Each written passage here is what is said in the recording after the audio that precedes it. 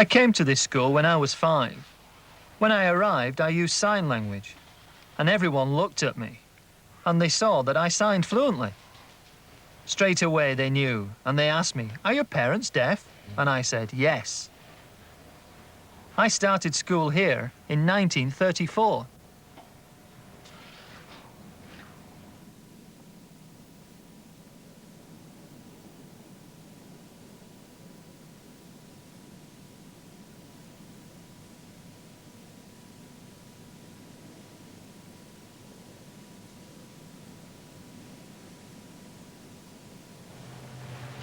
In the morning, when all the letters arrived and the names were on the envelopes, they would use sign names for the people when they read them out.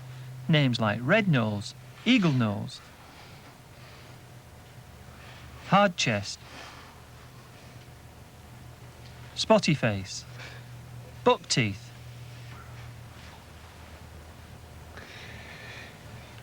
Cross Eyes, Where's Cross Eyes? And they'd just throw the letters at us.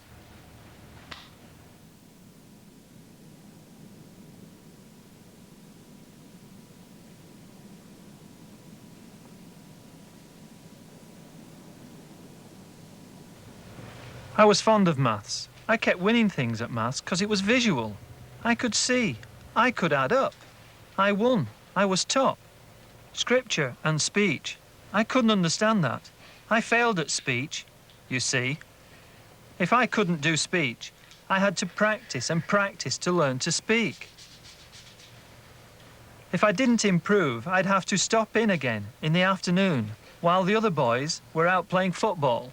I stayed in to learn to speak, and I hated that.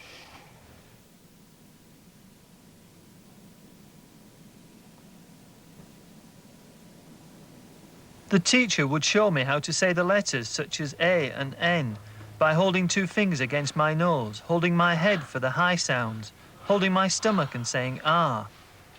And then he'd wash his hands and put Dettol in a bowl, and put his fingers dipped in Dettol on my tongue. I didn't like that. I was really tired, and slowly my mouth would close. I bit his finger, and he smacked me on the arm with a ruler. He called in the headmaster, Wearmouth, and said, "Billy is poor at speech, and I have difficulty teaching him." And the head said, "Well, if he's absolutely impossible, we'll just have to put him in with the monkeys, all the little gesticulators." So he said, "You're going into Miss Cameron's class."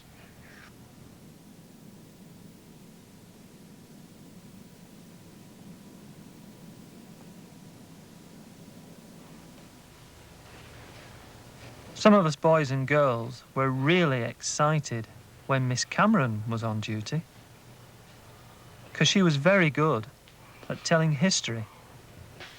She signed very well, and some of us didn't like one thing she did. When we were eating, we'd be sitting in a row having a meal, and we'd get a shock. She'd tap someone on the shoulder and take their plate, and she'd say, "What's the name of this?" And they would say, P, potato. Then she'd turn the plate around and say, "What's this?"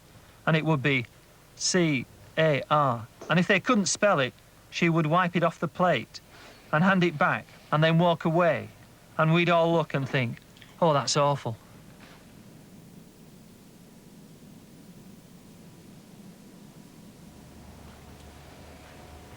We'd go to either cobbling, woodworking, or tailoring, and the girls would do bakery, or sewing and darning.